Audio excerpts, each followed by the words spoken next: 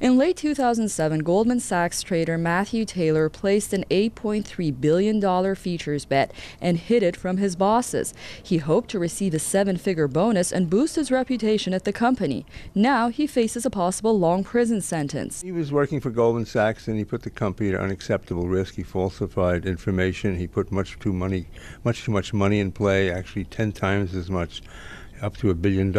And it's futures trading, all kinds of very exotic financial instruments that were being used at that time.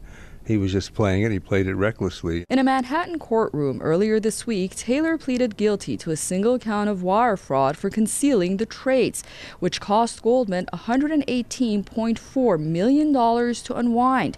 Prosecutors recommended a sentencing range of 2 to 3 years based in part on Taylor's compensation for 2007, $150,000 in salary and an expected $1.6 million bonus rather than the loss suffered by Goldman Sachs. After hearing the prosecutor's recommendation, the judge questioned why they didn't seek a longer sentence considering the magnitude of the loss. If you're a white-collar criminal, you're going to get off a lot easier than a blue-collar or a no-collar criminal, And yet they say, listen, he was doing was in the range of normal practice, which is extremely revealing since normal practice is then to be considered as criminal practice. The latest plea comes as time is running out for prosecutors and regulators to bring action related to the events that occurred in the months leading up and during the economic downturn.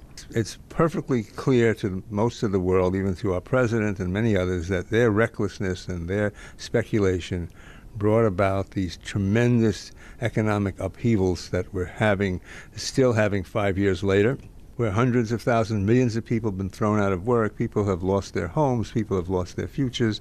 It has spread all around the globe. It's absolutely the case that these shenanigans were directed from above, and especially at places like Goldman Sachs. Matthew Taylor's case is the latest of many young traders whose careers took a turn in the final months of 2007 as the country was bracing itself for the economic downturn. Just how long he'll spend behind bars is not yet known. Sentencing is due for July 26th. Susan Madaris, Press TV, New York.